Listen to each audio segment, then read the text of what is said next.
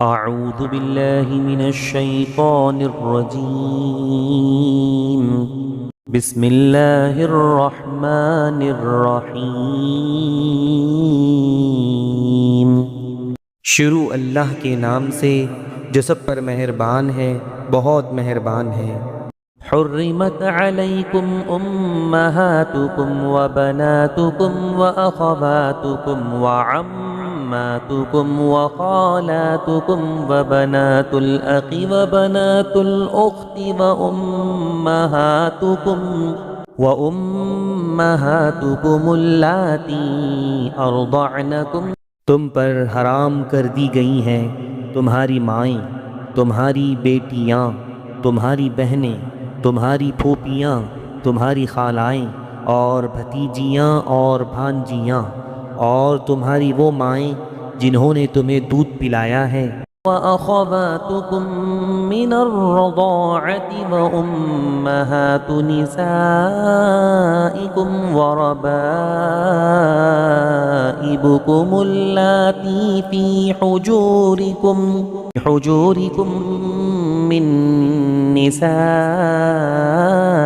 اللاتي دخلتم بهن. اور تمہاری دودھ شریک بہنیں اور تمہاری بیویوں کی مائیں اور تمہارے زیر پرورش تمہاری سوتیلی بیٹیاں جو تمہاری ان بیویوں کے پیٹ سے ہو جن کے ساتھ تم نے خلوت کی ہو. فَإِن لَّمْ تَكُونُوا دَخَلْتُم بِهِنَّ فَلَا جُنَاحَ عَلَيْكُمْ. ہاں، اگر تم نے ان کے ساتھ خلوت نہ کی ہو اور انہیں طلاق دے دی ہو یا ان کا انتقال ہو گیا ہو تو تم پر ان کی لڑکیوں سے نکاح کرنے میں کوئی گناہ نہیں ہے. وحلائل أبنائكم الذين من أصلابكم وأن تجمعوا بين الأختين إلا ما قد سلف. نیز تمہارے صلبی بیٹوں کی بیویاں بھی تم پر حرام ہیں، اور یہ بات بھی حرام ہے کہ تم دو بہنوں کو ایک ساتھ نکاح میں جمع کرو، البتہ جو کچھ پہلے ہو چکا وہ ہو چکا. ان اللہ کان غفورا رحیما. بے شک اللہ بہت معاف کرنے والا بڑا مہربان ہے. والمحصنات من النساء الا ما ملكت ايمانكم. نیز وہ عورتیں تم پر حرام ہیں جو دوسرے شوہروں کے نکاح میں ہو، البتہ جو کنیزیں تمہاری ملکیت میں آ جائیں وہ مستثنا ہیں. کتاب اللہ علیکم. اللہ نے یہ احکام تم پر فرض کر دیے ہیں. وَأُحِلَّ لَكُم مَّا وَرَاءَ ذَلِكُمْ أَن تَبْتَغُوا بِأَمْوَالِكُم مُحْصِنِينَ غَيْرَ مُسَافِحِينَ.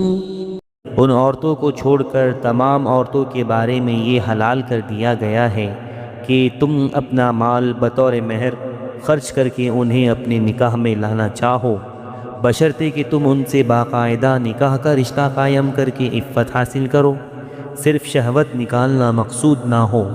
فَمَا اسْتَمْتَعْتُم بِهِ مِنْهُنَّ فَآتُوهُنَّ أُجُورَهُنَّ فَرِيضَةً.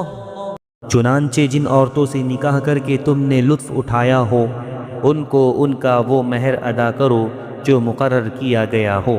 وَلَا جُنَاحَ عَلَيْكُمْ فِيمَا تَرَاضَيْتُم بِهِ مِن بَعْدِ الْفَرِيضَةِ. البتہ مہر مقرر کرنے کے بعد بھی جس کمی بیشی پر تم آپس میں راضی ہو جاؤ اس میں تم پر کوئی گناہ نہیں. ان اللہ کان علیما حکیما. یقین رکھو کہ اللہ ہر بات کا علم بھی رکھتا ہے، حکمت کا بھی مالک ہے. ومن لم يستطع منكم طولا ان ينكح المحصنات المؤمنات فمما ملكت ايمانكم من فتياتكم المؤمنات. اور تم میں سے جو لوگ اس بات کی طاقت نہ رکھتے ہو کہ آزاد مسلمان عورتوں سے نکاح کر سکے تو وہ ان مسلمان کنیزوں میں سے کسی سے نکاح کر سکتے ہیں جو تمہاری ملکیت میں ہوں۔ واللہ اعلم بإیمانکم بعضکم من بعض، اور اللہ کو تمہارے ایمان کی پوری حالت خوب معلوم ہے، تم سب آپس میں ایک جیسے ہو۔ فانكحوهن بإذن أهلهن وآتوهن أجورهن بالمعروف محصنات غير مسافحات ولا متخذات أخدان، لہٰذا ان کنیزوں سے ان کے مالکوں کی اجازت سے نکاح کر لو اور ان کو قاعدے کے مطابق ان کے مہر ادا کرو، بشرطے کہ ان سے نکاح کا رشتہ قائم کر کے انہیں پاک دامن بنایا جائے، نہ وہ صرف شہوت پوری کرنے کے لیے کوئی ناجائز کام کرے اور نہ خفیہ طور پر ناجائز آشنائیاں پیدا کرے۔ فإذا أحصن فإن أتين بفاحشة فعليهن نصف ما على المحصنات من العذاب،